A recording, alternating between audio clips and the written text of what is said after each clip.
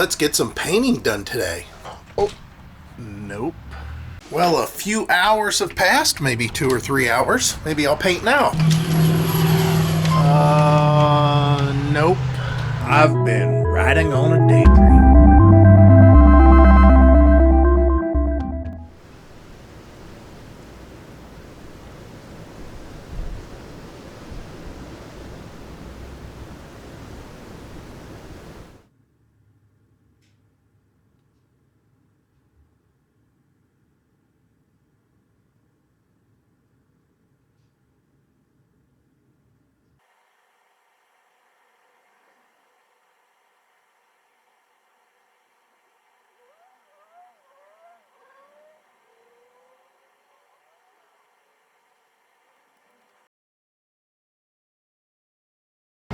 Well, it's slightly better today. Oop, the garage door didn't open all the way. It's because of cold weather and pressure limiters. Yeah, of course, that guy ran a red light. That's the second time I've seen him run a red light in the last week. It's a limit setting. There's tension that's going on that's causing it not to open all the way. Heidi hates that, so maybe I'll fix that for her real quick. Anyways, yeah, there we go. Yeah, it's one of these limiters. Let's talk about what we're going to do today. Nothing's been done because of the weather, as you saw, on the interior yet. Matter of fact, I haven't even put my tools away or anything because I know so much work is still going to be involved here. But I keep on coming back to the thought of changing the placement of our water tank. This water tank here is the gray water tank. This is the gray holding tank. Never had any problems with it. I like this tank the way it currently is, and I've always been thinking about maybe putting another support in. But up front there, that's all open except for the gas line that's there and the wiring. That area can be utilized by putting in another tank. I can put another tank up there, another freshwater tank. The other thing that I want you guys to notice, and it can be fixed and straightened out and put into play, the fact that I don't have any kind of insulation underneath here for these tanks, but it wouldn't be hard for me to enclose them with, you know, some of that coroplast and maybe some insulation and utilizing the framework here. I'm sure I could do it. Those were the things that we were looking at a new RV for more than anything else, is that I could get this thing a little bit more winterized so it didn't freeze up. Coming back here, you can see here's the black water tank, and it's just as big as the gray. It's just a little bit different in shape, and of course it could be a little bit deeper for the fact that it's over the axles, or real close to the axles, so there's no way that it would hit the ground. However, they are exposed to, you know, being hit potentially by rocks and anything else that might kick up. So what I'm going to do is I'm going to get measurements of this empty void that's up here. You can see there's a couple of cross braces that come in from the tongue. So maybe I want to look at the back a little bit. Let me go back there, take a look, and give you my determination at that point. Well, I've been laying underneath the camper for some time now, and I could put the tank over the rear axles, meaning that the black tank is over the front axle of the two axles, and I could put an equally sized freshwater tank behind the axle or above the other axle, the rear axle. So the weight would be distributed really close to the axles, but it would take off some tongue weight when I was driving around with that tank full. It would be about a 44-gallon freshwater tank, but here's the thing. I always told myself that I wouldn't go any smaller on my freshwater tank if I was to move it. Now, as far as the front of the the front of the RV, I can't do it there. Those inboard cross braces, or the tongue, basically the iron that comes through the frame that's from the tongue, it just make it too narrow. I would have to have a custom tank made, and even then it's not going to be near the size that I need it to be. Even if I went a little bit deeper than what I wanted and made it hang down a little bit further off the RV than I wanted, we're still only talking like 42 gallons is the maximum I could put down there. Again, I have a 48-gallon tank, and I just don't see it. The amount of money and time that I'd have to spend doing all that, it just doesn't, I don't think it's going to be worth it. I mean, I'd have to relocate the freshwater fill. I'd have an open spot on the RV out there, and of course I'd have to relocate the water pump and make the lines different. There's really no lines back there. I mean, I'd have to put the pump basically in the bathroom. I don't think I really want to do that. So yeah, I want to look around in here and do some more thinking and see how creative I might be able to get with this space. And the reason I'm doing this and planning it so much is kind of reminds me of the first time that I packed my back of my truck and we went camping.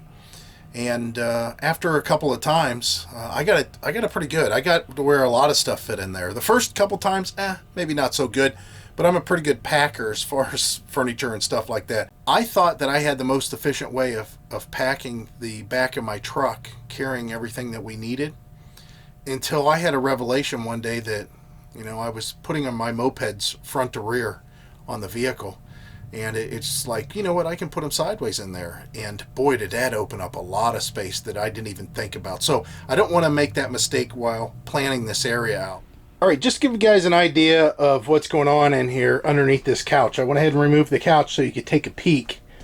And you can see it's not much to move the couch pretty much anywhere I want. But for those of you that were concerned about as far as if I relocated this to the front of the trailer, across the front, and the couch and the frame, and the additional tongue weight that would be, involved. You can see, I mean, a lot of it is already to the front of the RV. The wheels are, the front axle is all the way back here in this corner is where the first axle starts, of course, down below. So that's not an issue as far as putting it just that much closer to the tongue. It's going to increase tongue weight, but not that much. You can see how I would love to utilize that corner more, and not having a water tank, in the way would be huge. But the only way we could do anything with the water tank is put it way in the back. Again, lots to think about, but you guys were never privy to really what was underneath here and what it looked like. I've always thought too that I could enclose underneath here by this tank and put a storage access, a long, thin storage access that would allow me to open that up. Again, it's an option. It's just I don't know if I want to go to all that trouble. Again, these are all thoughts. It's a new day, YouTube. Maybe we can do a little bit more work on the RV today. Nope. Not at all. Gosh darn it. Well, it reached 52 degrees today, but I didn't get anything done. I did work inside. But before I close out the video, I want to talk to you guys about a question that I got and give an answer that was going to take longer than what I could type. So let's see how condensed I can make it for the video. Really nice today. Is 52 degrees was the high. We're going to have a low of 29. I'm not real happy about that. But I didn't get a lot of work done outside because I was doing some work inside. And the other reason I didn't really push using today at its full potential, like I normally do on the very few nice days that we have, is because we have a little string of nice days that are coming up that it's not too bad. I can live with, and I need to stage the garage for the stuff to come out of the RV that's going to be stored in there for a little bit, and the painted parts that need to go in there, that kind of a thing. So I'll do that tomorrow. But I had a question on a video that I did in the past, and it was called New versus Used RVs. I'll put a link up above here if you guys didn't see that.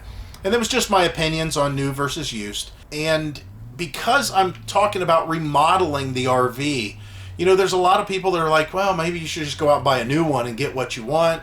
Like I mentioned before, one of the reasons that we went and looked at new RVs is my tanks aren't enclosed or heated. I could correct that. Also the seating arrangement inside, which we're correcting that. Heidi always likes the lighter colored interiors. She's correcting that. We could have just easily bought an RV to do all those things. So buying new versus buying used and fixing up, like in our case, that's something that I wanted to do a video on, which I did in the past. And now Bruce has a question, and I'm going to read that to you and see if I can condense it as much as possible. And hopefully I get all this right. Now, this is just my opinion. Nobody get offended by what I say, but I have my own thoughts on it. And he's basically asking, you know, what I think about depreciation values and stuff like that. So let me go to that question. I got to take off my glasses and see what I can read here. It's Bruce S. He started off with, we've never owned or even rented an RV, and they're just doing preliminary research with the idea that they may, it's in bold letters, go that route in a few years, maybe sooner. Even then, they expect to rent first so they can, you know, see if they really like the experience. I think that's great. Now, whenever you rent, make sure that whatever you rent, don't really make your decision on what you're going to purchase by what you rent. You need to make that rent situation to see if you like camping. See if you like to be around those people. See if you like to be around nature. See if you can handle the bathrooms, if you're going to try to utilize the bathrooms. See if you like the situation, the noise, pets. If you have pets, you know, maybe you're having a hard time finding campgrounds that have pets, you know, that are, you know, allowed. There's pet restrictions. I mean, I'm just going off stuff that you may run into. The other thing is Bruce goes on to say that he doesn't know if he wants to do new versus used, as I mentioned, and he doesn't know if he wants a Class A, Class B, Class C, fifth wheel, or travel trailer. So he's a clean slate.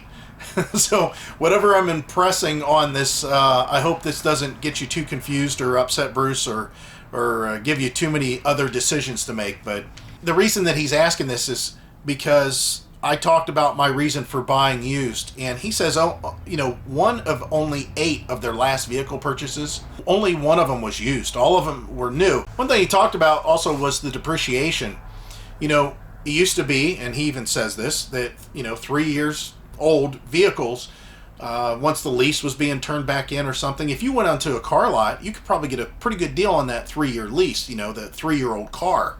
The problem is the cars last so long now that people don't have a problem buying a car with 40,000 miles because they still know that they're going to be able to get, you know, 150,000 miles out of the car, usually with no issues.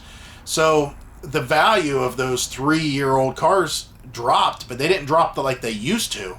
Everybody's kind of on board with that. Hey, maybe I should buy a vehicle that's not very used and not have to pay that high sticker price. So he's wanting to know where that break-off point is for RVs. And my answer to that clearly is depends. His question, to phrase it exactly like he has it here, how does the depreciation curve look versus the actual useful life? The problem with that question is the useful life part. Because for the most part, people used vehicles in a certain manner. And you know what to look for on the cars to find out if they were abused.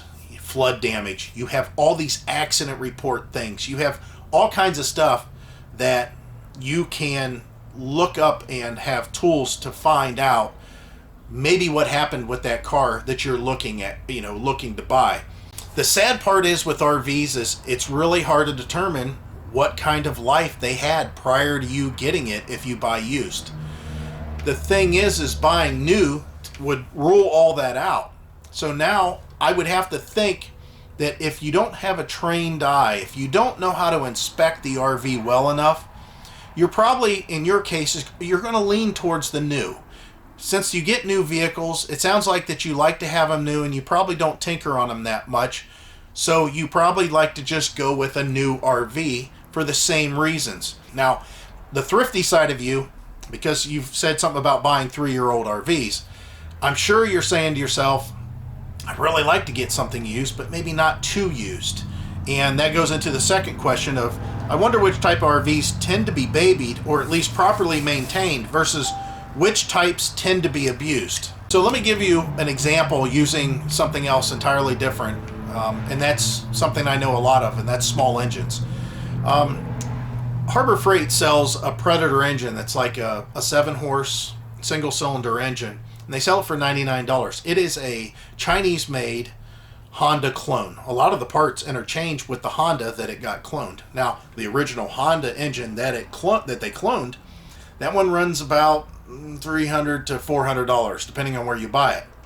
They're both pretty much the same engines. They run really well, but one's made a little bit cheaper than the other one. If you had two families that were identical across the board, with the same amount of kids, same amount of property, same amount of everything, same income levels, all that stuff. If one bought that Predator engine and one bought that Honda engine, and they both put it on the same type of a go-kart, for example, I guarantee that the guy that paid $400 for that Honda engine is going to pay attention to where their kids are putting the go-kart, how they're riding it, if they're leaving it outside in the rain, if they're driving it through a ditch where there's water. And because it's a $400 engine, they're making sure their kids put the go-kart away and secure it. Whenever winter comes around, I'm sure that guy is thinking about the gas that's in that tank and the gas that's in the carburetor and what he needs to do to treat that, or how he's going to winterize that engine so the go-kart doesn't get corroded in the tank or the carb. And if he has to replace that carburetor, the carburetor is probably going to cost him about $35. And he really would have liked to avoid that cost. Now, the guy with the Predator engine, he may take and let his kids beat it up a little bit more. Hell, it was only $99. He's probably saying, hey, it's $99, it's kind of disposable. It's 1/3, 1/4 the price of a real Honda. So let him have fun, and if it beats up, blows up, I'll just go get another one. Now it comes to springtime, and he gets out that go-kart, and he wants to have his kids ride it, and he finds that the carburetor needs replaced. Now his carburetor is cheaper than that Honda, but it's still $15. He would probably do everything under his power just to get that thing to run so his kids could beat it up some more without spending $15 on a $99 engine. He probably would do it. He would do whatever it took. He wouldn't pay attention to the fuel he put in. When he did change the oil, if he changed the oil, he would just put in whatever cheap oil he could. Not a big deal. The Honda guy has no problem spending $35 to get an original Honda carburetor back on that engine so it runs just like it used to. And again, oil changes, he wants to make sure he buys good oil to keep it going. And the fuel that he puts in there, he makes sure he puts the right fuel. So you have two different people with matching values all the way across the board, yet because the one family only spent $99 on the investment of that engine and the other guy spent almost 4 times as much or 4 times as much, you're going to get people to react differently. So as far as vehicles that are babied versus ones that are actually abused, I'm going to say that holds true for the most part for RVs. If you pay a lot for your RV, even if it's not a lot in the grand scheme of things, but if it's a lot of money for you, specifically, you're going to pay attention to it. You're going to do a little bit more. You're going to read through the brochures. You're going to pay attention to the walkthrough. You want to know how everything works. Versus if you go out and just buy a disposable one, which there are plenty out there, those are going to be abused. The chances of them going to be abused is going to be greater. Even if they're not abused, they're cheaper. So it's going to be a tough call. You're going to have to find somebody that whenever you do buy, you need a really good, reputable dealership, because everything happens because of the dealership, the RV dealer. He's going to come back and say maybe the RV manufacturer can't do this, or the RV manufacturer won't do this, but ultimately that dealer should want to make you happy. What I'm going to say to answer your question is it depends. But the depreciation curve versus the actual use, I'm going to tell you, just look at it this way. I think that your first RV, you're not going to keep more than 5 years.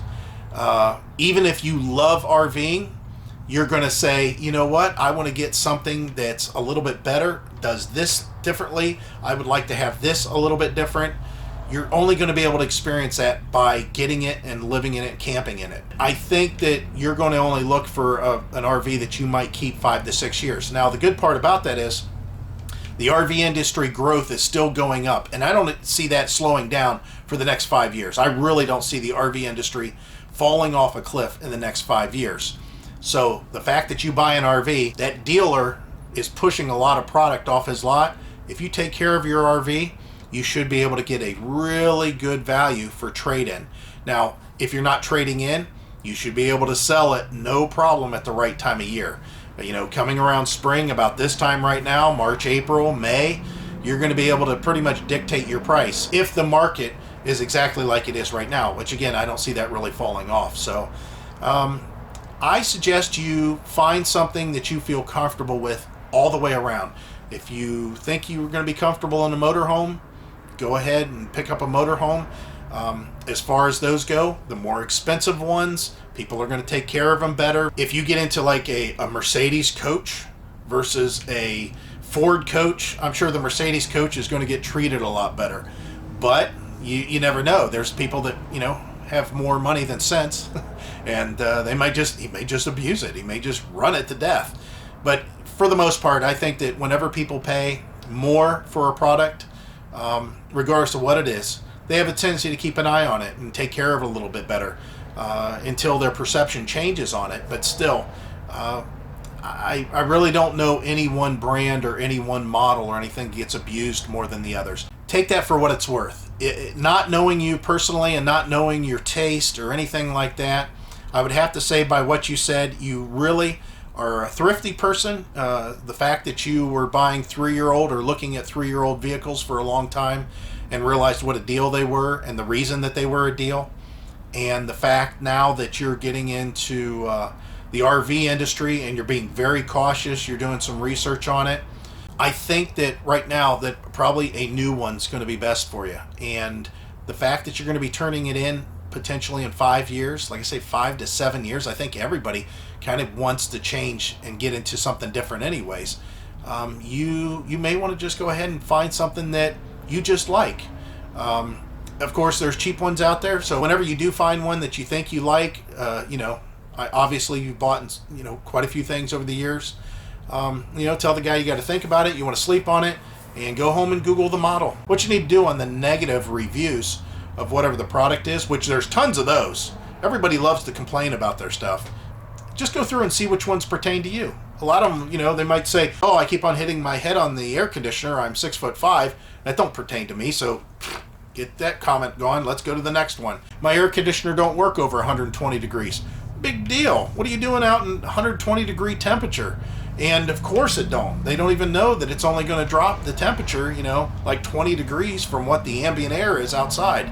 So it's one of those things that you need to just research a little bit more on, but don't overthink it. Because of the RV industry right now, it's kind of like Pokemon cards was back years ago.